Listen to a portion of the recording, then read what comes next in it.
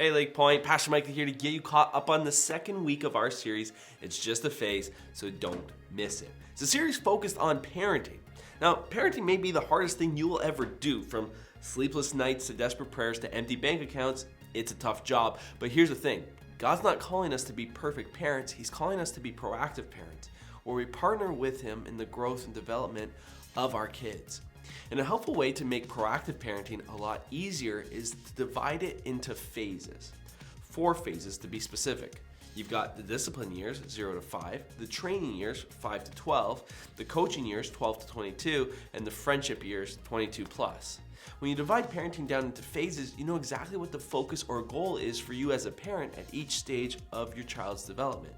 And this week, Pastor Nate tackled the training years. This is where your child, usually around grade 1, begins to logically interpret cause and effect. And it's why around this time, you as a parent need to start helping your child connect their behavior to the broader world.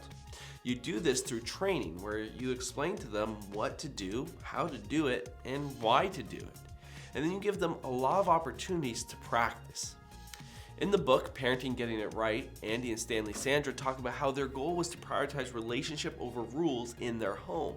And so they only had 2 hard and fast rules while their kids were growing up. They called them the Keystone Rules. The first was honor. They needed to respect their mother. And the second was honesty. Don't tell a lie.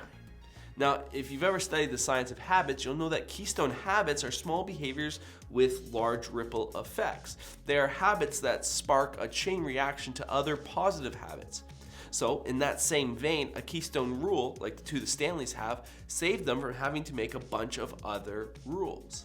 Why was honor and honesty so important to the Stanley family? Well, honoring others does not come naturally to us. Selfishness comes naturally, and so selfishness needs to be tamed, and honor needs to be trained. And honesty is important because it's the foundation of all relationships. Lying signals an end to the relationship. It represents an impasse. Relationally speaking, it is the worst thing you can do. And of course, the older a child is, the more skilled they become at it. And so the Stanleys chose to address it early and often. Now, the goal of discipline is to teach your children how to restore the relationship they damaged. The goal of discipline is not isolation, it's restoration. When the Stanley boys were in grades 5 and 6, Andy and Sandra went on an overnight getaway and left their house, left their sons and daughters away for overnight with a babysitter. Only one problem. When they got home the next day and asked how the boys did, the babysitter smiled and sheepishly said they did pretty good. Truth was that they had behaved very poorly, but the babysitter didn't want to tell them that. And so after the babysitter left, Sandra learned the truth, from the daughter no doubt. And what did Sandra do in response? Did she spank her boys? Did she remove a privilege? Did she make them spend the rest of the day in their rooms? No. She did something much better. She tailored her discipline towards training her boys to restore the relationship. And so she sat her boys down and she expressed her disappointment with their behavior. She then explained how they were going to make it right. So she gave each of them pens and a card and told them to write out an apology note. Once finished, she told them to go upstairs and get their wallets. She then, without giving them any indication of what would come next, told them to go get in the van. She then took them to the grocery store and had them purchase flowers with their own money. And then, the best part of all of it, she drove them to the office of where the babysitter worked, and she made them do the walk of shame. She made them walk into that office in front of a whole bunch of adults so that they could personally deliver those flowers and cards and make a formal apology. Sandra said doing stuff like this was far more effective than a timeout or taking away a toy, because restoring a relationship is a life skill. Now, the problem with taking away video games or giving a child a timeout is that these things do not relieve a child's conscience, nor do they restore a relationship. And so the Stanleys sought to discipline their kids in a way that would be both humbling, so that it would be memorable, and restorative, so that it would train them in how to rebuild the relationship. Now, as Nate shared, another big part of the training years is helping our kids develop a faith of their own. As Christians, the win for our children is to inspire and equip them to trust God and to follow Jesus wholeheartedly.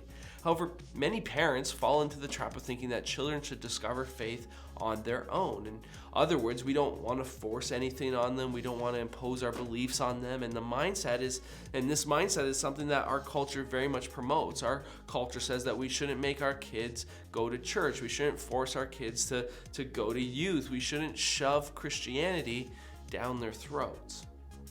And so we feel trapped, we feel conflicted because we want our kids to have faith, but we are also told that kids should be free to discover faith on their own. So which one is it? Well, you see, if the devil can keep you as a passive parent, he wins because then he's free to use media and entertainment to indoctrinate your kids with deceptive ideas that play to their disordered desires that are normalized in a sinful society.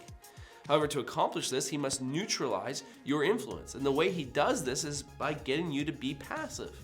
And remember, the premise of the series is that you don't need to be a perfect parent, but you do need to be a proactive one. Nowhere is this more true than when it comes to your child's spiritual formation, and the stakes couldn't be higher.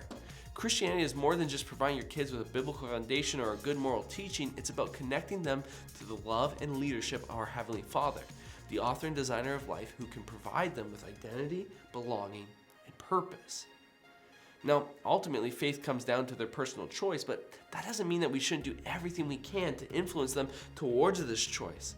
Because Christianity is not based on taste, it's based on truth. And so we should do everything we possibly can to help our kids trust God and follow Jesus. If Christianity were based on taste, then, it would be a different story. Then it would be the equivalent of letting your kids pick their favorite color or their favorite ice cream flavor. It would be all preferential, no big deal, it's just taste. But if Christianity is based on truth, then that changes everything. Because if Christianity is based on truth, then it's not just enough to say, well, I'll let my kids decide. No, it becomes a battle for their soul. Really, a battle between good and evil, between the kingdom of light and the kingdom of darkness, between right and wrong, between heaven and hell, between who they will become for all of eternity. And if that is the case, well, then training your child spiritually becomes the most important investment and responsibility of your life. Well, friends, that's all for this week. Remember, when it comes to your kids, it's just a phase, so don't miss it. I'll see you next time. Enjoy jumping into discussion questions.